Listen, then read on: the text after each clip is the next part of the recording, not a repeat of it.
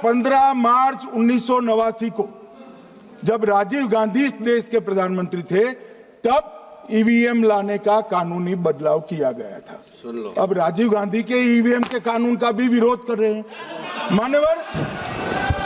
इसके बाद में अरे सुनो ना क्या प्रक्रिया हुई।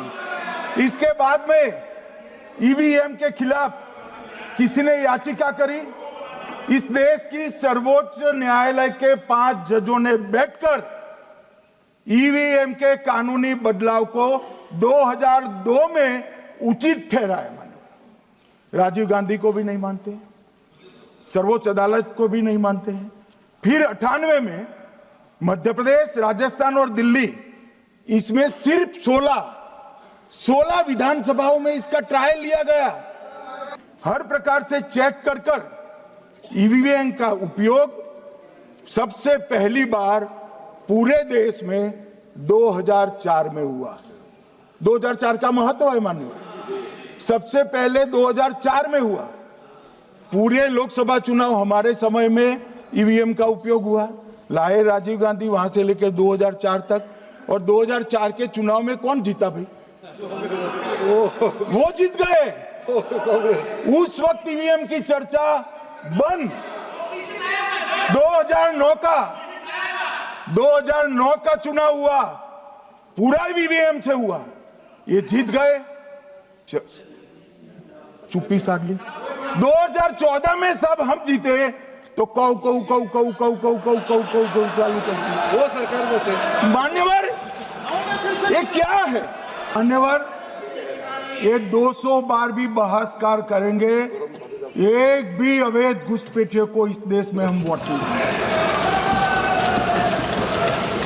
ये हमारे एनडीए का पॉलिसी है मान्यवर। डिटेक्ट मतलब ढूंढो, डिलीट करो, मतदाता सूची में नाम काटो और उनको डिपोर्ट करो। हम संवैधानिक प्रक्रिया कर डिटेक्ट, डिलीट और डिपोर्ट ये पूरा करेंगे। ये क्यों सदन छोड़कर भाग गए? मैं इनके सामने तो कोई बात भी नहीं कर रहा था, ना कांग्रेस पार्टी के सामने बात कर रहा था। मैं तो बात कर रहा था घुसपैठियों को देश के बाहर निकालने की।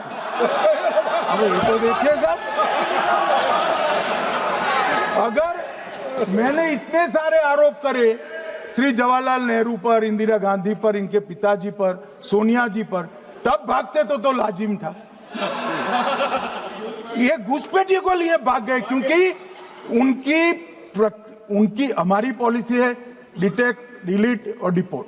उनकी पॉलिसी है नॉर्मलाइज कर दो घुसपैठ को, उसके बाद में मान्यता प्रदान कर दो और चुनाव में मतदाता सूची में डालकर फॉर्मलाइज कर दो।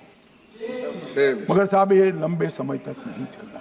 मैं मेरे मन से मानता हूं, मेरे पार्टी के सिद्धांत तो है ही, मगर मैं मानता हूं कि जनसांख्यिकी में इतना बड़ा परिवर्तन देश के लिए बहुत बड़ा खतरा है।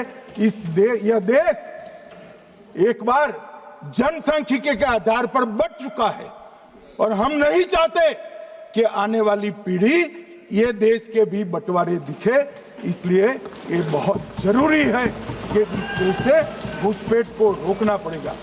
इन्होंने कहा कि वोट चोरी से जीतते हैं, वोट चोरी से नहीं जीते हैं।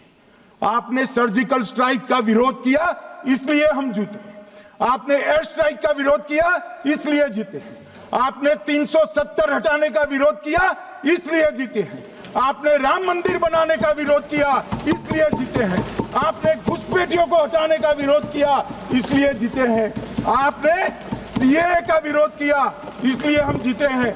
आपने ट्रिपल तलाक हटाने का विरोध किया इसलिए जीते हैं। और आप 1 नेशन 1 इलेक्शन का विरोध कर रहे हो इसलिए हम फिर से जीते हैं।